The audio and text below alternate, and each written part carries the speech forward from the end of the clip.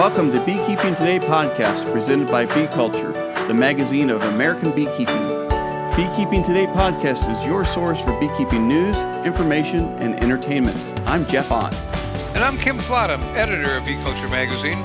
I'm really excited about today's interview, Kim.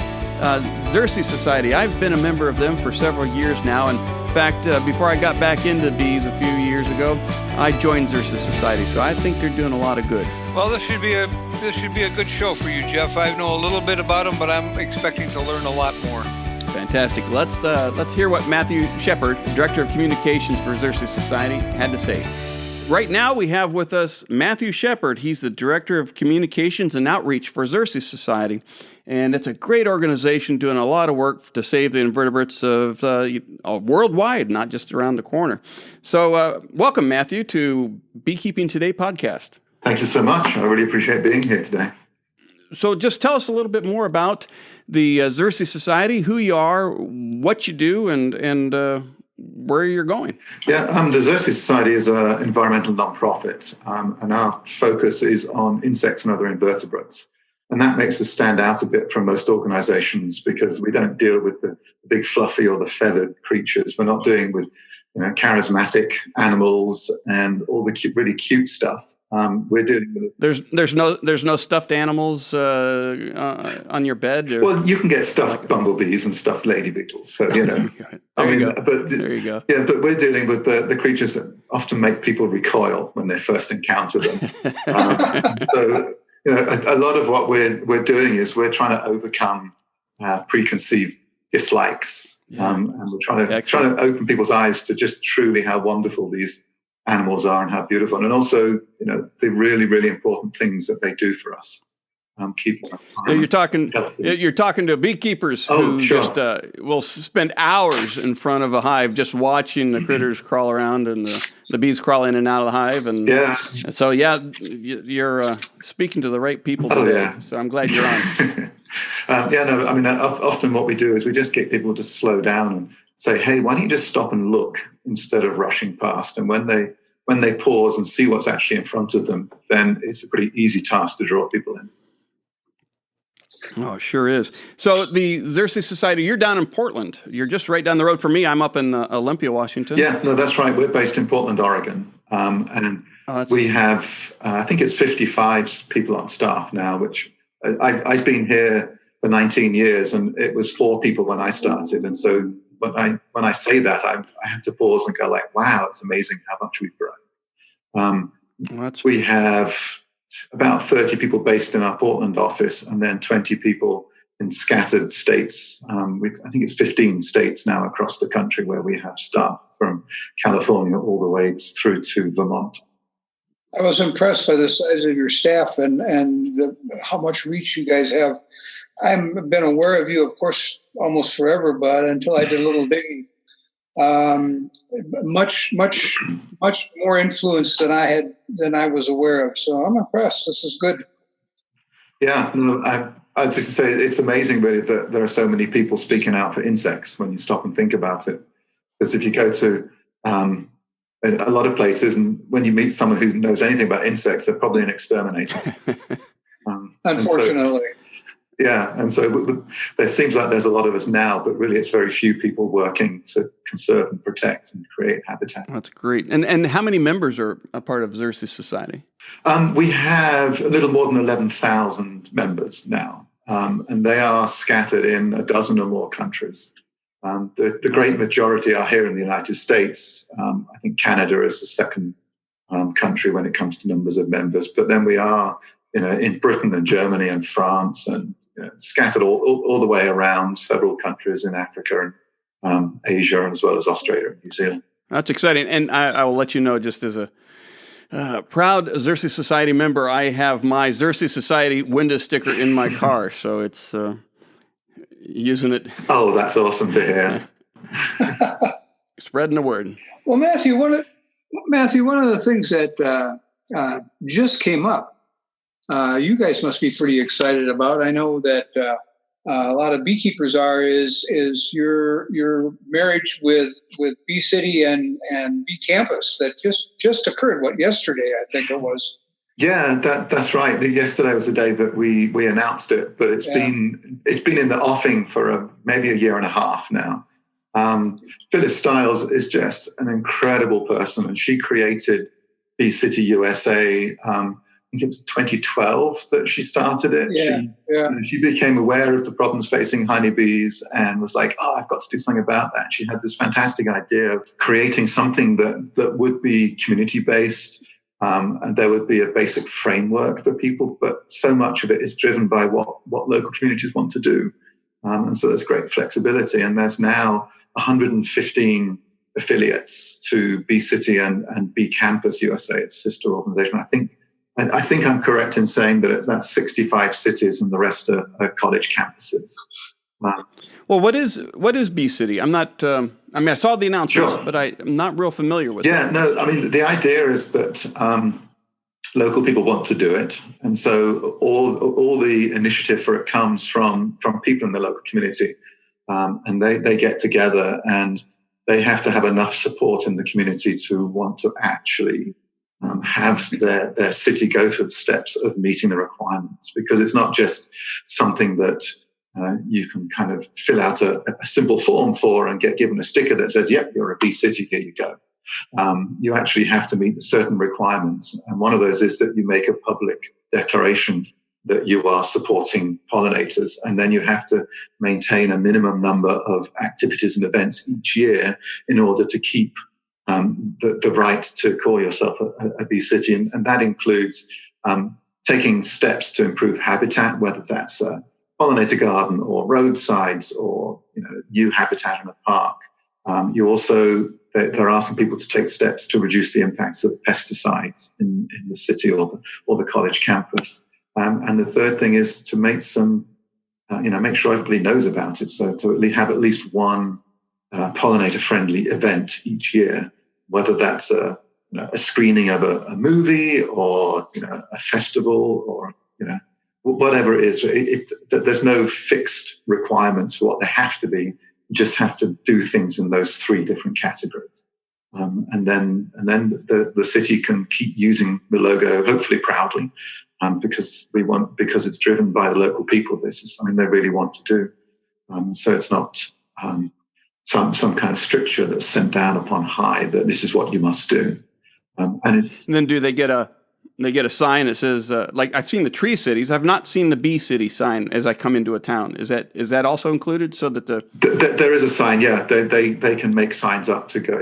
I don't know if it's a requirement that they do this, but they certainly can do it. And typically, when people are a bee city, they want to tell it. Yeah, sure. Well, you do the paperwork and all the other stuff. You want to make sure you announce it and make sure everyone knows. Exactly. Yeah. And so it's really great. I mean, from the Xerces perspective, we're so excited about this happening because, as I say, Phyllis Stiles is incredible. And since this is Pollinator Week, it's worth mentioning that she got the NAPSI Pollinator Advocate Award for 2015 in recognition of this amazing thing that she created. And so for Xerces to be able to now work with her and support her, because it was hugely successful and it got too much for Phyllis to handle on her own. And so she came to us and said, hey, can you help me out? Can we work on this together? And so we spent a while making sure due diligence and all the paperwork and all the legal stuff. And now Bee City is part of the Xerces Society. And so Phyllis will become a Xerces Society staff member to make sure that everything goes smoothly and the transition is flawless and the program keeps growing. That's great. Yeah, and then she'll also get the rest of the Xerces staff supporting her. So if people want information or want to do events and Xerces involvement, then all of a sudden there's many more people to help. I was. That's great. Congratulations on the marriage, if you will. Of sure. Yeah. No. Thank you. Sounds that's awesome. Fantastic. I had the opportunity to meet Phyllis in Asheville a few years ago when she was just beginning this, and she was at another Earth News Fair, and this was back when she was just starting. So it's great to see how this has grown. I'm glad to see that you guys have gotten together. Give Phyllis a congratulations for all of us for making at this point and making it work, and now the two of you are going to take off. So I'm guessing that the campus bee thing is essentially the same as Bee City? It is, yeah. I mean, the only real difference is that the campuses are also required to integrate pollinators into their curricula and also into their service learning projects. Really? Yeah, so it actually becomes part of the fabric of the campus and the programs, and not just a kind of That's cool. add-on that the grounds crew deal with. So suddenly the entomology department is going to be a little busier. Hopefully. Well, Matthew, one of the things one of the many of the things that you're doing, and I'm wondering if you'd like to touch on, you've got a boatload of projects that you guys are working on with all of these employees, I imagine, kicking in some places. I'm looking at Bumblebee Watch and Dragonflies and Dragonfly Watch, or the Dragonfly partnerships. I'm not going to say it surprised me, but they have to be, Dragonflies are monumentally unnoticed. Oh, no. Really? I mean, I have a friend who has dragonfly. That's his family symbol. I mean, everything he can put a logo on, it has a dragonfly on it. And I'm kind of surprised. I mean, I thought maybe it was a West Coast thing. Dragonflies were big. No, I mean the dragonfly thing was the Migratory Dragonfly Partnership, which I'm sad to say doesn't exist anymore. That's one thing that the funding disappeared on, so we're not as involved with that as we were. But it's a shame, because dragonflies are, I mean, I can get enthusiastic about any insect. But dragonflies are particularly wonderful. I mean, their incredible flying ability and their beauty and their size and colors and behaviors. I mean, there's all sorts of things that I can enthuse about.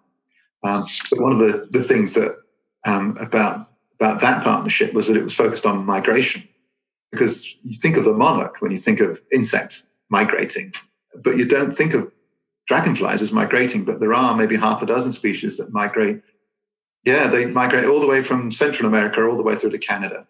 And so they do. In fact, the insect champion migrant of the world is a dragonfly, and that actually flies from.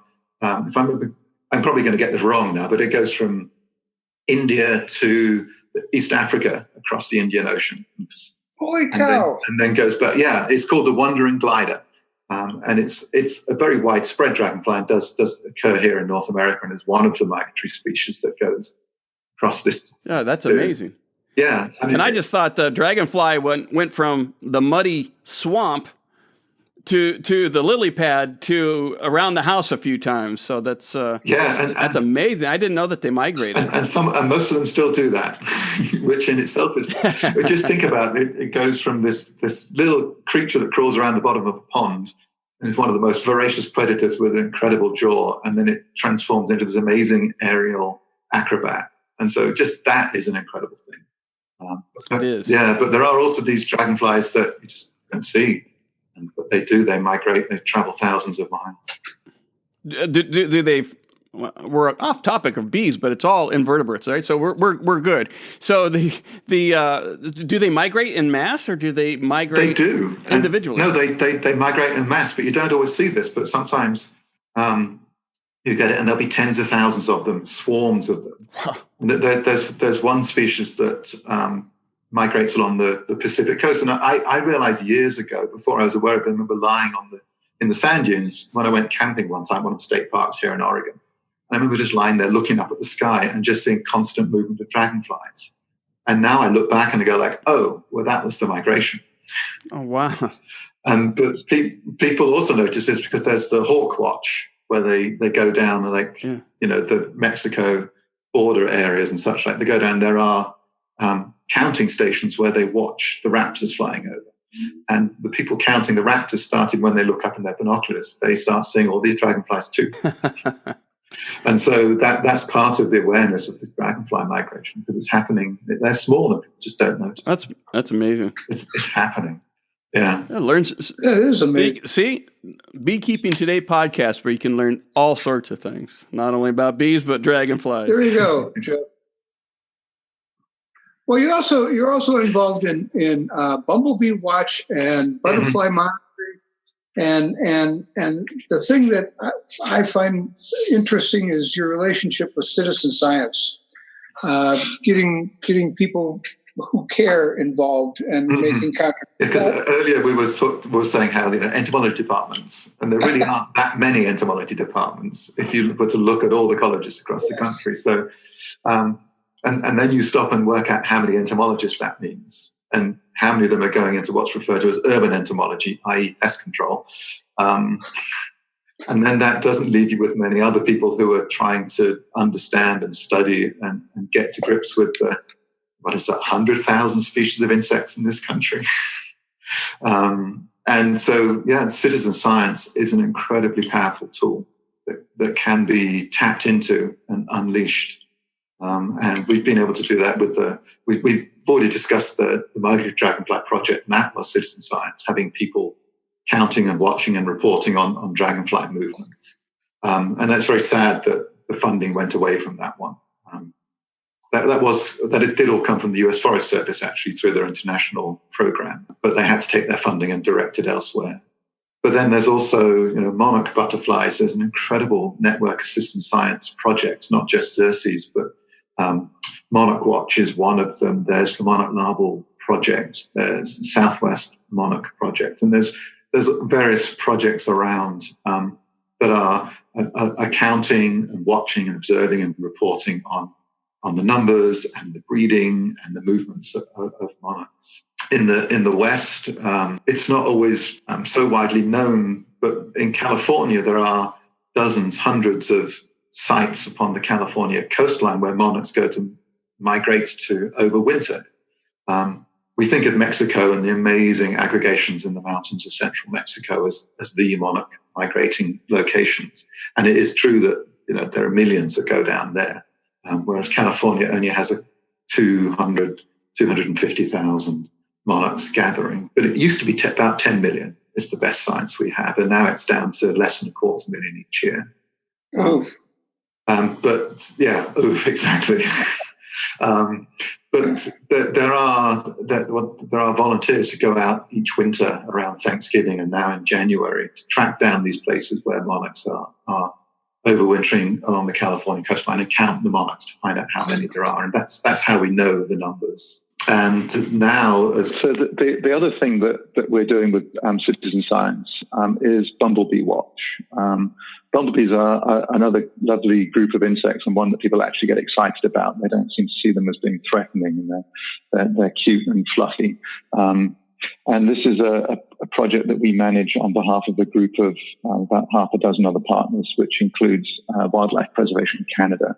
And so it's a project that covers all of the United States and all of Canada. And we're asking people to go out and hunt down bumblebees, and they can take photographs on your smartphone and you can upload them to the website. And there's also an app now, which makes it easy for people to interface with the project. And through this, we're able. So is it? Yeah. Is that a app for the Android and at the iPhone? Moment, it's only for iPhone and iPad. They're working on an Android at the moment. Do you know the name of it? It's Bumblebee Watch. I don't think it's got a different Bumblebee Watch. Bumblebee Watch, yes. And that's cool. All right, so yeah, and it's also online at bumblebeewatch.org. And so that anyway. So through this, we're able to gather more and more observations of bumblebees, and they don't have to be rare. They can be any bumblebee you come across, because often we really don't know. Even the bumblebees that we thought were common or widespread, we don't have detailed distribution information for. So it's a really great project. I like any of those. I've been involved with others, such as the Cornell Birdwatch and everything, and having that app to be able to use at the same time really. Going back to Kim's earlier comment about the citizen science project and anything that involves people where they have something in their hands and they can go out there and participate and feel like they're uploading their picture and contributing. That's great, and it contributes to the overall program. So kudos. That's great. Yeah. Yeah, no, it's great because, I mean, the smartphone is such an incredible piece of equipment to have in your pocket, something that has such capability. And if we can tap into that and make it convenient to people, then they likely have much more involvement from people. That's great. The question that comes to my mind, Matthew, as I'm listening to how this works is coming at it from some other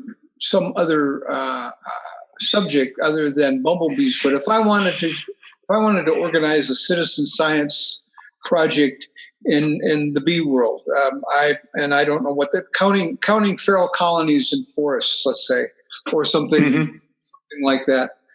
How do I get started? What would you suggest? Where would you point me to make that happen, so that if there's somebody listening here that says, I wanted to, but I don't have a clue where to start, where would you? Golly, I wish there was a simple answer to that question. No, it's just that these things are never that easy to do, and if you're going to, sometimes projects are much easier to launch at local scale. Because, if there's a chance that you can say, hey, we're going to go out to this forest and this is what we're going to do, and we need people to come along and help out, then it's relatively easy. You can use your local networks, and you can come up with your survey protocol, because you need to have a standardized way of gathering data so that it doesn't matter who's collecting the information. It's always the same information is collected in the same way, and you need to come up with, say, we're going to do it on when the conditions are certain, it needs to be this temperature and this much cloud and all of that kind of stuff. But often the biggest thing you have to worry about is how do you get the people involved, and then what do you do with the data when you've got it?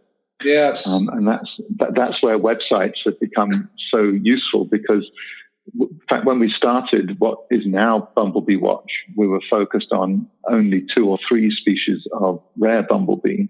And we did wanted posters, and we mailed things out, and then people would email in photographs to us. And we would do our best to handle all these photographs with little fuzzy blobs, which we think are a bee in the middle of it.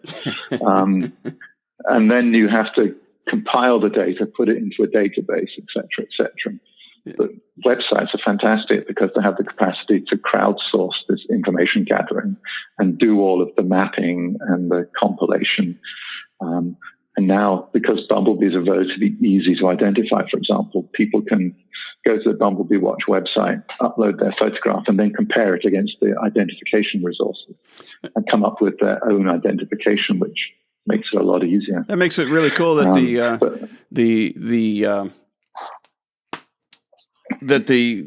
app makes it that much easier for people to participate and get involved. The pictures, and they geotag it. And then you realize that collecting the data is the easy part. It's the correlating, as you're saying, and doing the analysis has become difficult. But you're saying the websites help with correlating the data. Yeah, no, the website helps a lot with handling the data, because so much time is spent just filling in forms and spreadsheets and databases. But kind of going back to Kim's question of how can someone set this up? A lot of it also comes down to resources. We were able to tap into University of Ottawa is one of the partners in Bumblebee Watch, and they have the technology guys who can do the website construction work, for example. And so, it's finding the resources as well. It's not just having the bright idea, but finding the resources so that you have some kind of realistic way of setting up the systems to make success. Great. Hey, I just wanted to... go ahead, Kim. I guess probably a good way to get background would be to work with your group on one of your citizen science projects and see how it's set up and organized. And then, use that as the model. So, and our staff may well be able to provide advice too, once you're involved. Because it's like we have another bumblebee project which is very regional here in the Oregon, Washington, and Idaho, called the Pacific Northwest Bumblebee Atlas, and we're trying to, over the next 3 years, gather enough observations and records of bumblebees to be able to produce a really detailed distribution maps and status of the bumblebees in this region. And for that one, there are very particular survey protocols that it does take a little bit of commitment if you're going to do it properly. But again, if we want this to be able to say, hey, this is scientifically rigorous, and the information that comes from this project is reliable and can be used to help inform conservation work, then you have to try and make sure that you have enough, a good enough protocol. Well, it sounds like it's working for you, and I guess anyone interested in looking into how to begin one of these, you've got a good model out there. Hopefully, yeah. So, we have just a little bit of time left, and I don't think we've talked about yet the pollination habitat protection program and the work that you're doing with that. Can you talk a little bit about your pollination protection? Yes. Yeah, of course. I mean, in a way, it's one of the most impactful things that we do, because in the end, if you're not creating habitat on the ground, if you're not actually changing the environment to make it better for bees, then you're not really having that kind of long-term sustainable impact. And it's also the thing that takes probably the largest proportion of our staff of any of our projects. So about half of our staff work for the pollinator program, and these are mainly the staff that are in our regional offices. And so, we have people scattered across the country, and they are going in and working, day by day. They're working with agency staff at the NRCS, for example, helping them understand the needs of pollinators. They're going out and they're working directly with farmers to design and implement and install new habitat actually on the ground to begin to physically change the landscapes to make them better for bees. Our work, we are a conservation organization, and so our work focuses primarily on improving the habitat for native bees and not so much for honeybees. But all of that habitat is equally good for honeybees. Because we're going and making sure there's a good diversity of flowers, that these areas are protected from insecticides, and that they're long-term, they're permanent. So this is not something that necessarily will be here this year and gone the next, but much of it is permanent. Pretty much pretty much the backbone of the work, that everything else is kind of attached to this somehow. The pollinator protection. It is, and yet. Yeah, and sometimes it's not that obvious, because a lot of farmers, we're going and working with private landowners, and so we can't go around and trumpet like, wow, look at this, look what this person does, because they don't always want that. And there are some farmers who we actually have, non-disclosure agreements with them, because this is what they want to do because they think it's the right thing to do, but they don't necessarily want everybody to know about it. And that people are that dedicated and are prepared to invest the time and the resources, because it's not cheap to take land out of production and convert it into a glorious meadow. And that people do that is, quite frankly, amazing. And it's quite inspiring to work with these people. It's a great program. Well, Kim, do you have any final wrapping question thoughts? Well, I can't leave Matthew without at least mentioning the work that you do with the Monarch Watch people and Chip Taylor and Chip's. Both of Jeff and I have known Chip a long time, and he's a nice bee guy, a good bee guy, and a good monarch guy. And can you tell us just a little bit about how you guys kind of work together? And Chip's retiring now, I guess. I hear, is that correct? I hadn't actually heard that, but he's getting older, and I mean, I've always assumed he would retire at some point, but I never quite imagined he would ever really walk away from monarch conservation and the amazing work he's done with honeybees prior to that. I mean, really, Chip is just synonymous with monarchs, and the work that Monarch Watch has done is amazing. They were the lone people doing so much with so little, and have engaged hundreds, thousands of people in backyards, planting milkweed, planting nectar plants. The work that Chip's done to understand the migration and to make people aware of the issues impacting the Mexican overwintering sites is really incredible. And if he's retiring and truly going to step away from monarch conservation, his legacy is going to go on for a long, long time. That's good. Okay. Jeff, how are you doing for time? Well, I think we're about there. So I wanted to, if there's anything you want to close with, or I think otherwise we can let Matthew get back to his day. Matthew, appreciate your time being with us today, sharing. I learned dragonflies. Who'd have thought?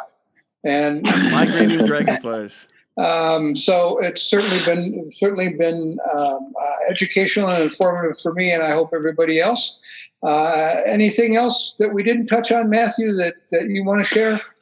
No, apart from, I know your audience is beekeepers, and so they don't need to be told this, but pollinators in particular are so profoundly important to our lives and touch us. Their work, their pollination, the food, the fabrics that we live in and eat touches our lives every day. And I find it inspiring that so many people are worried about them and actually trying to do things to help now. Whereas even 20 years ago, we were kind of out there in the wilderness as the weird people. Yes. And yet now people everywhere are going like, oh, I've heard about the bees.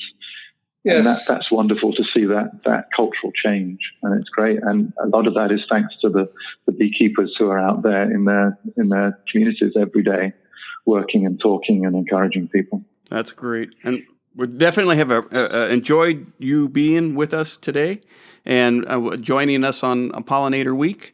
And wanted to just say thanks, Matthew. We've been talking with Matthew Shepard, Director of Communications and Outreach for Xerces Society, and that's xerces.org. Please go to their website and check them out and join them as beekeepers and as people involved in all sorts of agriculture and outdoor activities. Xerces Society is one of those organizations that really are doing a good job, doing good work that benefit all of us. So thank you, Matthew. Thank you for joining us today. Thanks, Matthew. Yeah, no, you're very welcome. No, thank you. I appreciate it. All right. Bye-bye. Bye.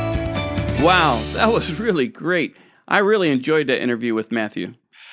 I had a good time. I enjoyed listening to Matthew. I learned a lot about Xerces. I thought I knew some, but I've certainly learned a lot. But it reminded me, Jeff, that Bee Culture's got our Pollinator Day coming up on July 21st from 10 to 4 p.m. in Medina, Ohio. And this year we'll have 11 pollinator gardens. And some of them are exactly what Xerces promotes, is pollinator habitat. We've got a bunch of seed companies who have gardens there, and they're showing them off, and they're showing how well the mix works for all of the pollinators, monarchs, of course, but bees and honeybees and solitary bees and all sorts of things. It's quite a sight. So you're invited. It's free. 623 West Liberty Street, Medina, Ohio, July 21st. I'd love to be there. Of course, it's also my son's birthday, so maybe I can find an excuse to be there to be his birthday and also at the Pollinator Day there at AI Root Company. We'd love to see you, Jeff. Yeah, I'd like to be there. So what else has been on your mind, Kim? Okay, Jeff, the inner covered this time. The Xerces Society has always been on my radar, but I wasn't aware of the scope of their operation, and I wasn't aware of what they do for beekeeping today. Now that they're working with the Bee City and Bee Campus program, they're certainly going to be beneficial to beekeepers, especially all the new urban beekeepers out there. It was certainly a benefit when Phyllis was running it, but now that she's teamed up with an organization with the many resources that Xerces has, it should do even better, and that's always a good thing. Learning how to develop and organize a citizen science program for a beekeeping issue could be taught by them, to us, by the people who do this on a daily basis. There are lots of good citizen science projects out there, and one more for bees couldn't hurt. And the work they do for the general pollinator protection part of their group, convincing landowners how to and why to turn otherwise unused, or at least unused by pollinators' land, into an ongoing feast is a remarkable feat, and certainly one that any beekeepers anywhere near one of these plots would benefit from. Jeff, my dad many years ago taught me many good life lessons. The one that I remember the most was to never quit learning, and today I learned about migrating dragonflies, lots more about bumblebees, and actually how much influence the Xerces Society has and how many opportunities they offer, many of which are directed at the things that bees and beekeepers need most. And that's Beekeeping Today. Real good. Well, that ends another great podcast, Kim. Catch you next time, Jeff. Thanks, Kim.